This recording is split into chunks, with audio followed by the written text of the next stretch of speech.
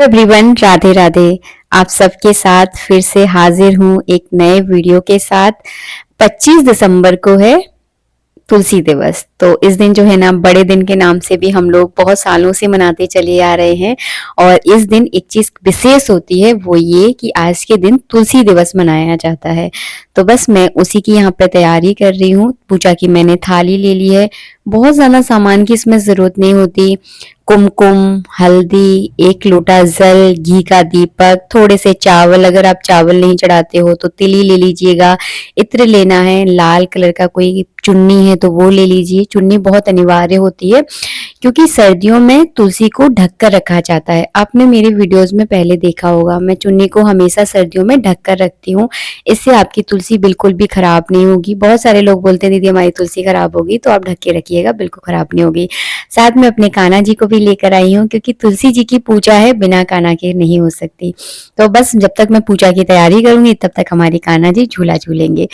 तो बस यहाँ पे मैंने ना तुलसी को रखने से पहले उस जगह को लाल गेरुआ और गाय के गोबर से लीप लिया था।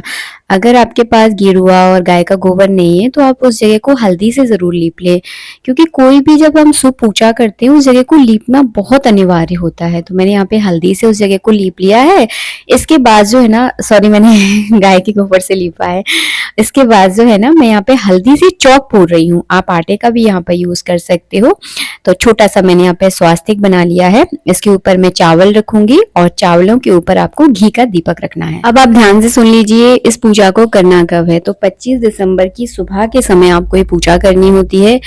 और जब भी आप तुलसी की पूजा करें, कोशिश करें कि खुले हुए आसमान में करें, क्योंकि प्रकृति से जुड़ी हुई पूजा है तो खुले हुए आसमान में ही आपको करनी चाहिए। जैसे कि आप अपनी बालकनी में कर सकते हैं, छत पे कर सकते हैं, घर का आंगन है तो और भी ज्यादा शुभ है।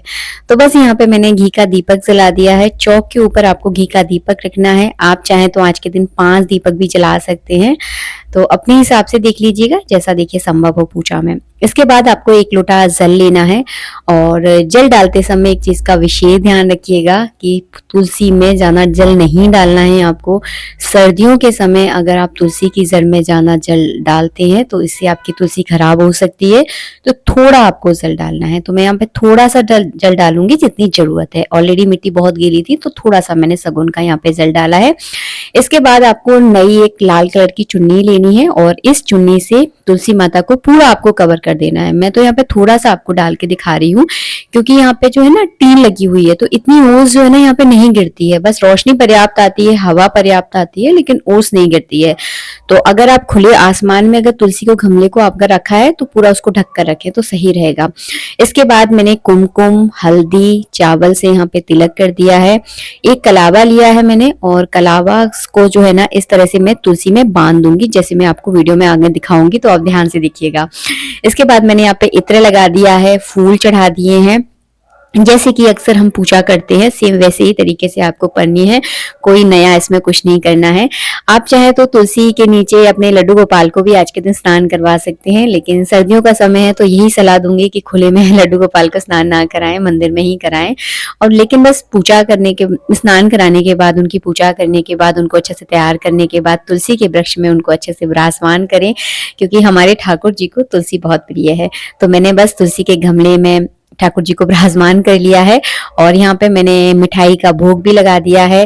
तुलसी दिवस है तो घर में कुछ ना कुछ मीठा जरूर बनाए। हमारे यहाँ तो आज के दिन ना मंगोड़ी या फिर गाजर का हलवा बहुत ज्यादा बनाया जाता है। आप क्या क्या क्या बनाते हैं मुझे बताना जरूर। बस इसके बाद मैंने यहाँ पे जल से आचमन करवा दिया है। तो 3 बार जल से आचमन करवाया जाता है, तो 3 बार आपको जल घुमाना है। आपको आरती करना है। आरती करते समय घंटी जरूर बजाएं। मैं घंटी लाना भूल गई थी इसलिए नहीं बजा पाई, आपको घंटी जरूर बजानी है। आरती करने के बाद जल का अर्घ दे दें। इस तरह से 25 दिसंबर के दिन पूजा की जाती है। लास्ट में हम करेंगे परिक्रमा। तो परिक्रमा आप अपने सामर्थ्य के अनुसार कर सकते हैं। तुलसी की पूजा जब भी की जाती है परिक्रमा करना आवश्यक है। अगर ऐसी जगह पर है जहां पर आप परिक्रमा नहीं कर पा रहे हैं तो जिस जगह आप खड़े होकर पूजा कर रहे हैं उसी जगह आप गोल गोल घूमकर भी आप परिक्रमा कर सकते हैं, क्योंकि भगवान की पूजा स्थिति और परिस्थिति के अनुसार की जाती है। तो जैसी परिस्थिति हो, जैसा व्यवस्था हो उस हिसाब से जो है ना परिक्रमा अवश्य करें। इसके बाद सिर झुकाकर प्रणाम करूंगी। तुलसी मैया हमारे घर की वो देवी होती हैं जो सभी सुख दुख को हरने वाली होती है। हर घर की रक्षा करने में अहम भूमिका हमारी तुलसी मैया का होता है। तो हमारी तुलसी मैया हमेशा हरी भरी रहें ताकि हमारे घर में सुख और समृद्धि की हमेशा वर्षा होती रहे। और सर्दियों में तुलसी का थोड़ा सा ज्यादा ध्यान रखें, ढककर रखें ताकि तुलसी आपकी कभी भी खराब नहीं होगी।